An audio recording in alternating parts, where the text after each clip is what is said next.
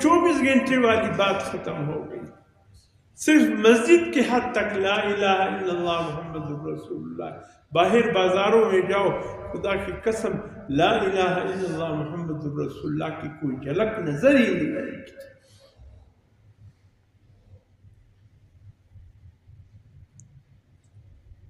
سورہ فاتحہ کے ہر رکعت میں اللہ سے دعا کرتے ہیں اہدنا الصراط المستقیم، اے اللہ صراط مستقیم دکھا دیجیے.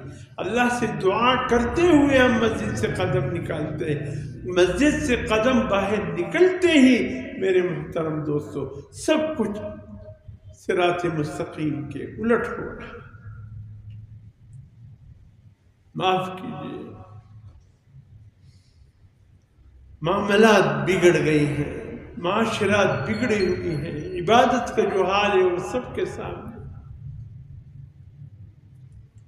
اخلاق کو ہم نے کیا سمجھ رکھا ہے؟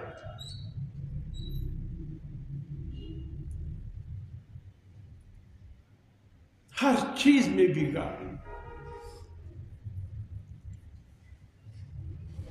اللہ رب العزت نے بڑے دو ٹوک الفاظ میں فرمایا لقد کان لکم فی رسول اللہ اسوۃ حسنہ.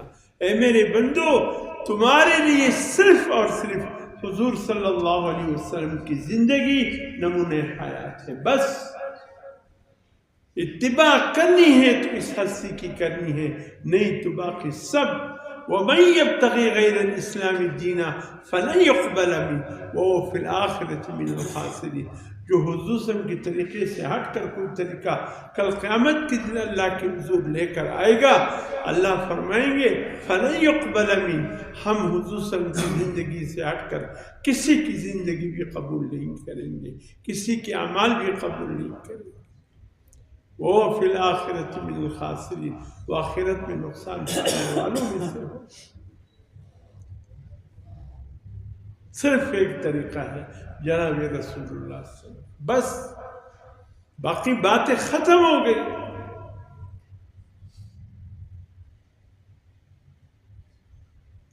اللہ رب العزت نے بات حضور صلی اللہ علیہ وسلم کے ذات پر لا کر ختم کر.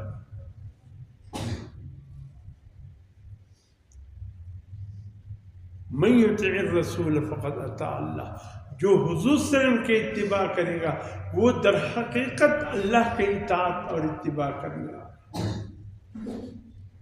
کبھی سوچا